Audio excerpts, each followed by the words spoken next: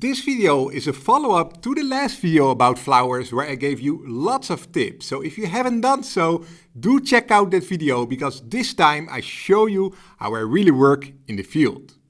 But before we go into the video, I want to address a few things. As you can see, I'm doing quite a lot of YouTube videos this year, so I'm very interested to hear your opinion. Please let me know in the comments below and feel free to recommend topics for the next videos. Then, thank you so much for buying my book, The Beauty of the Netherlands. To match the spring season, I changed the fine art print included in the special edition. It now comes with this print, the Blossom Windmill. Next, if you want to come to the Netherlands yourself, my friend Marijn made a great map with all the best photo spots, including many photo examples. It also includes the tulip field for spring and is constantly updated. This map includes many of my own photo spots. I will put a link in the description of this video if you want to check it out. Last, I want to mention two new tours where I will be a speaker and a guide. First, the Horizon Photography Conference in October this year in Durango, Colorado. I will be speaking there, so if you're in the area, please consider joining. And second, an all-new Antarctica tour with my friend Daniel Kordan early next year, where we will be bringing our signature red sails from Greenland to Antarctica. It's going to be a really epic tour, something different, exploring. It's going to be amazing.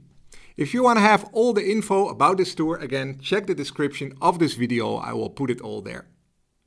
Alright, that's enough. So really, let's go into the video now and let me show you how I work in the field photographing close-up flowers. We are standing here in a beautiful park in the Netherlands. It's the start of spring and behind me you can see some beautiful trees that are blossoming.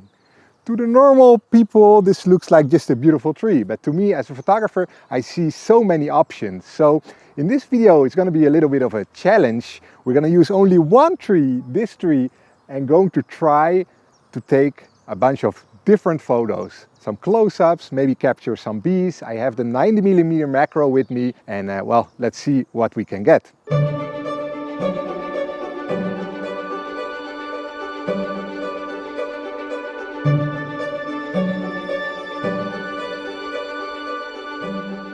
I have one beautiful flower here, so I'm gonna take some shots of that.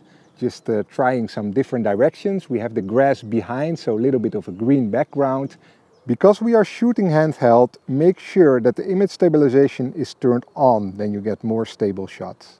By shooting handheld and moving only just a little bit, the background completely changes. So I can have blossoms in the background, like all the white, but I prefer to have some contrast. So I'm going to just slightly move and then I'm getting all the green in the background and also a little bit of blossom. So this is the advantage of shooting handheld.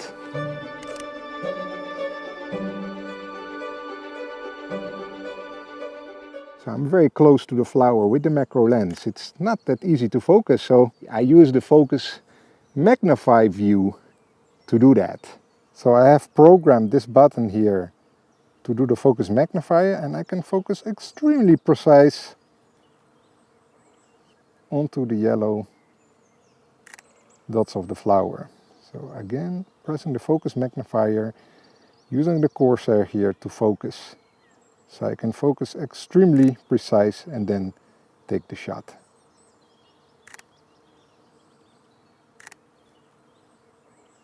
Not easy, takes some practice, but once you get the hang of it,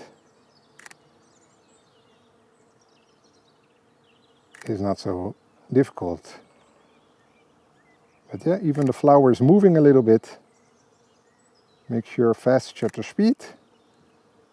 And check if it's sharp, very sharp. Looks beautiful.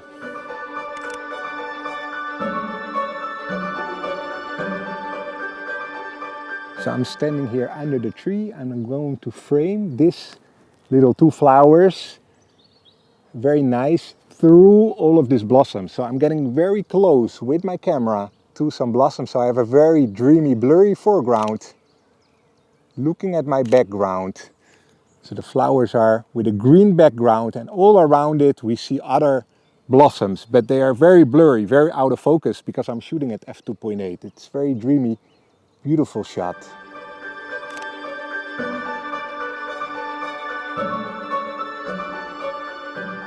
So I keep walking around the tree, checking for different blossoms, but also different light, going behind it, maybe look a little bit here. The backgrounds completely change when I move. So I just look for nice blossoms. I keep walking around the tree. There's just so many options, so many beautiful blossoms. So yeah, let's continue to take some photos.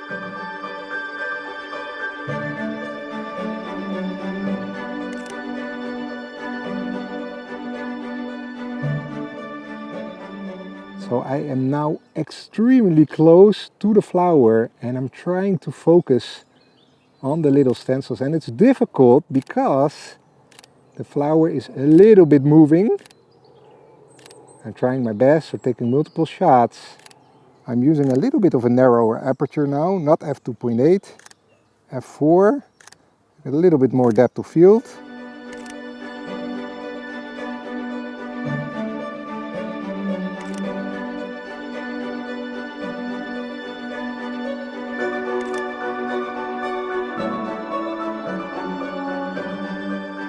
So I spotted here a really nice little group of flowers. So I'm going to shoot it from a little bit further so that I frame the whole group of flowers with a few that are not even out yet. Looks very nice, little composition. And shooting my aperture not f2.8, I'm shooting a little bit more narrow because I want most of these flowers, most of the group of flowers in focus. So I'm cranking up the ISO a little bit, and yeah, again, my background is green, the grass. Shooting from this side, it looks very nice.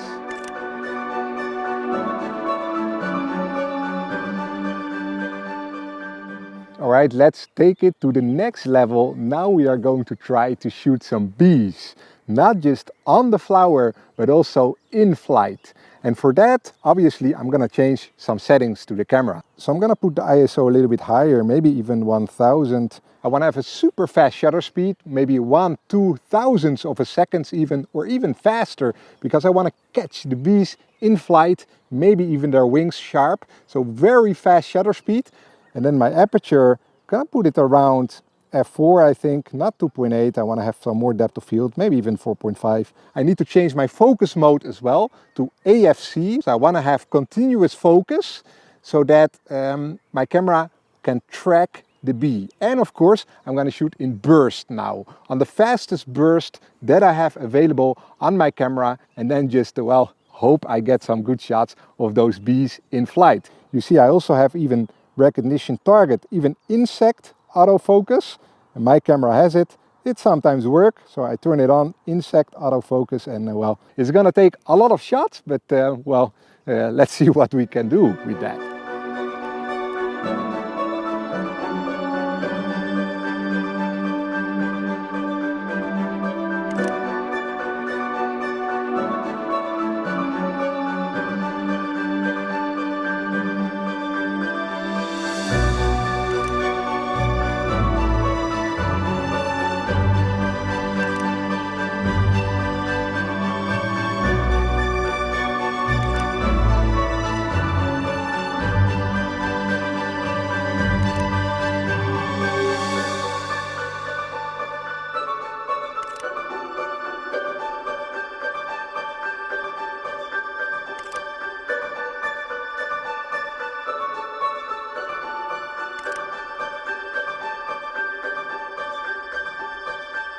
Alright, so I hope you enjoyed the images. I took a lot of shots. I spent a few hours on this single tree right here with lots of different shots. Don't forget to like the video, subscribe to the channel, because in the next video I will take you through the editing process of some of the photos we took today. Bye bye.